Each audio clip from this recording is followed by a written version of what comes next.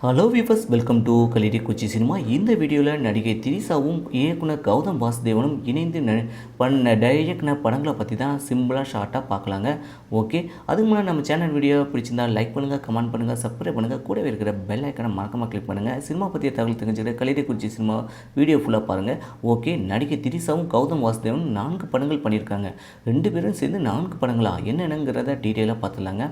2010ஆம் ஆண்டு திரிசாவுடைய 27வது வயசில் விண்ணை தாண்டி வருவாயா படம் மூலமாக ஃபஸ்ட்டு கௌதம் வாசுதேவன் திரிசாவுக்கு ஃபஸ்ட்டு டைரக்ட் பண்ணியிருக்காங்க. இந்த படத்தில் சிம்பு தான் கதாநாயகனாக நடிச்சிருக்கிறாங்க. இந்த படத்தை பற்றி சொல்லவே வேண்டியதில்லை, பிளாக் பஸ்டர் படங்க.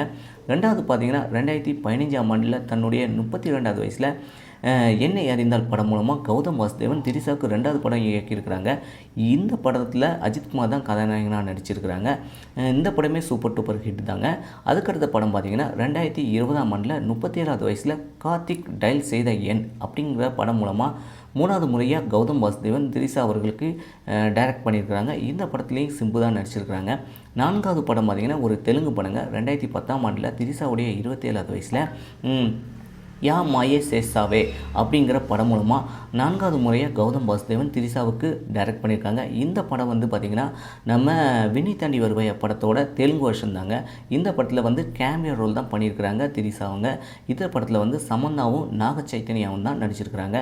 ஓகே, இதே போல் சினிமா தகவலை தெரிஞ்சுக்கிட்ட கலிடி சினிமா சப்ஸ்கிரைப் பண்ணுங்கள், கூடவே இருக்கிற பெல் ஐக்கனை மறக்காமல் கிளிக் பண்ணுங்கள். தேங்க்ஸ் ஃபார் வாட்சிங்.